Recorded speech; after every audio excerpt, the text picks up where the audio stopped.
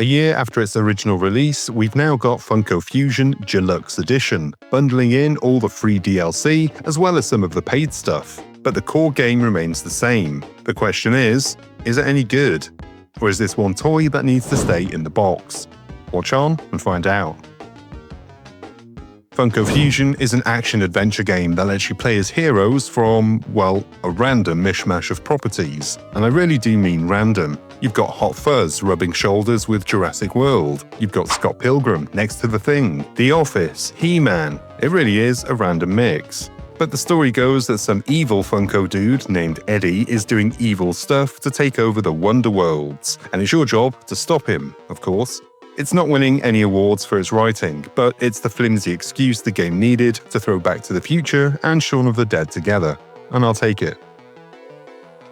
The first moment I was given the controls and let loose with Nicholas Angel in Hot Fuzz, I was reminded of the LEGO games, and they do share heritage, with the developer of Funko Fusion being made up of ex-Telltale game developers, the same people who put the world of Star Wars into LEGO several times over. But here's one of the big problems. It's a shadow of those LEGO games.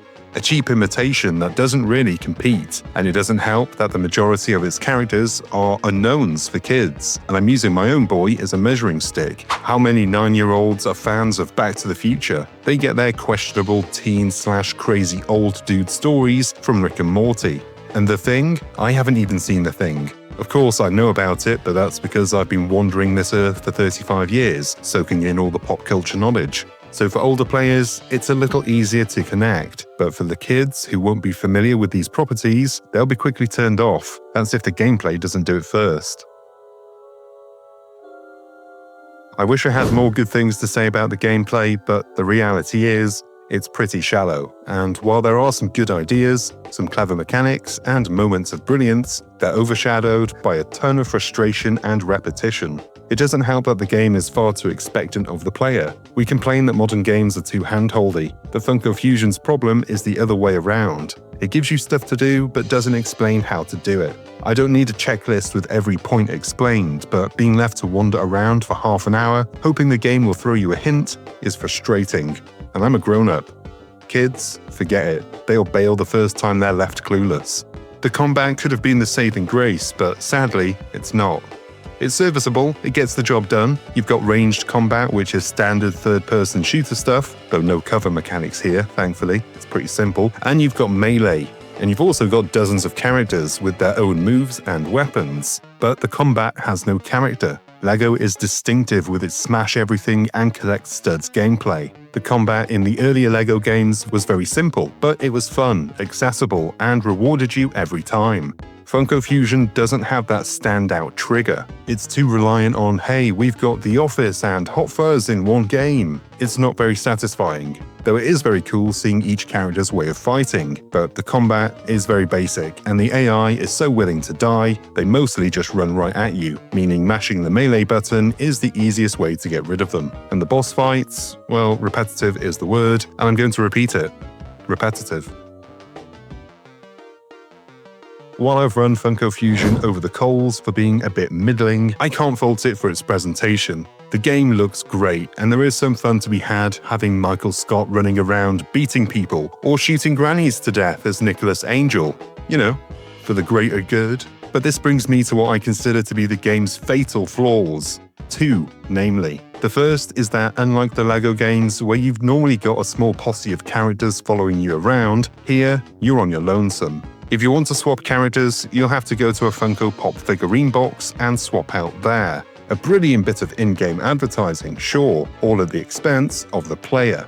It kills momentum having to go to a predetermined point to swap to a character, when for the last 20 years we've been conditioned with other games to open a wheel menu or tap a single button. This toy box crap, well, it's just crap. Now, the second fatal flaw is the lack of co-op gameplay. You can play with your mates, but only online. There's no local couch co-op here, and that is a massive shame, because in all honesty, I think I would have had a lot more fun being able to couch co-op with Charlie. The problems would not have gone away, but did you ever accidentally kill your co-op partner in LEGO Star Wars, and then the fight moves to the sofa? Yeah, we've also had that, but sadly, Funko Fusion does not go on the Games That Make Us Fight list.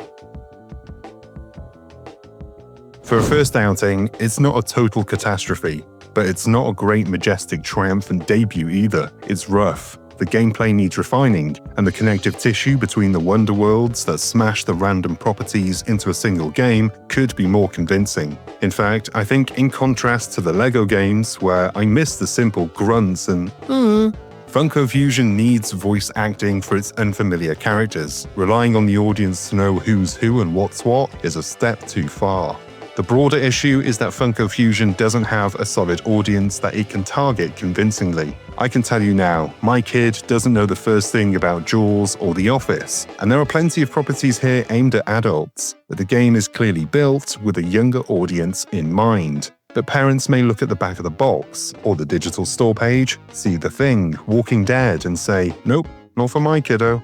It's in a weird no man's land without a clear goal, and you can feel it throughout the gameplay, the lack of identity, the over-reliance on the same small bag of tricks, a cast of great characters, but no character itself. I really wanted to like it. I'm a sucker for the LEGO games, collectathons, and the like, and I'd hoped that this would have been a slightly more mature continuation. And it is, it's just not as good as it could have been. My suggestion, pick it up on sale when you can, because it's not terrible. It's okay. At times, it's even pretty good. And I'm hoping, crossing my fingers, that the developer gets another chance to do it again.